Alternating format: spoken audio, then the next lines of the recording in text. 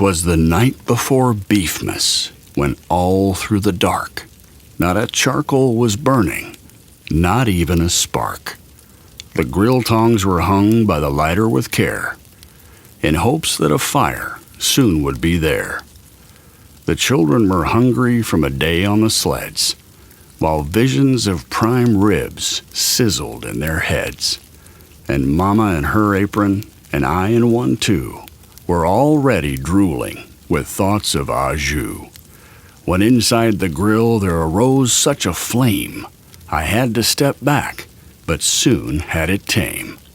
Away to the kitchen I flew for the beef, threw open the door and tore off its sheath, when what to my wandering eyes did appear but a plump, juicy roast from the finest of steer. With the fire aglow and the temp set just right, I knew a great dinner would be coming tonight. More rapid than eagles those spices they came, and I whistled and shouted and called them by name.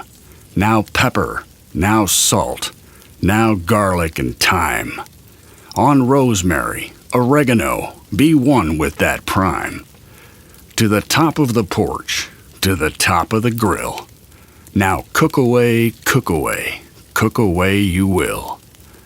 So up to the sky the smokestack it flew, with a rack full of beef and some vegetables too. And then, oh, a sizzling I heard on the coals, the dripping of juices, the soothing of souls.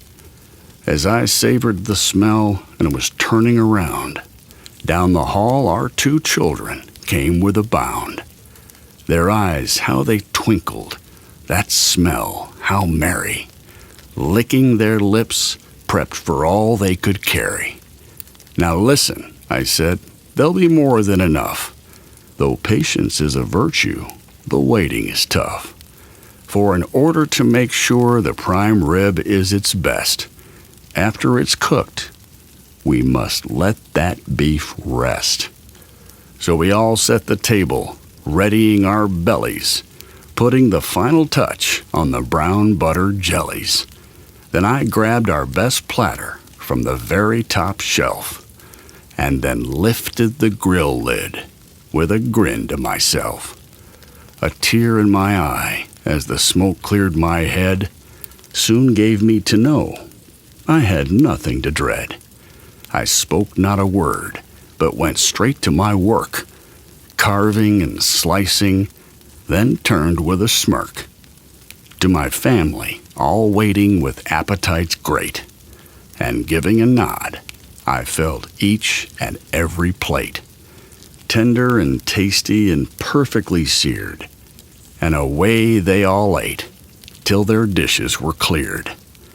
Then I heard them exclaim, with holiday dinner done right, Happy Beefmas to all, and to all a good bite.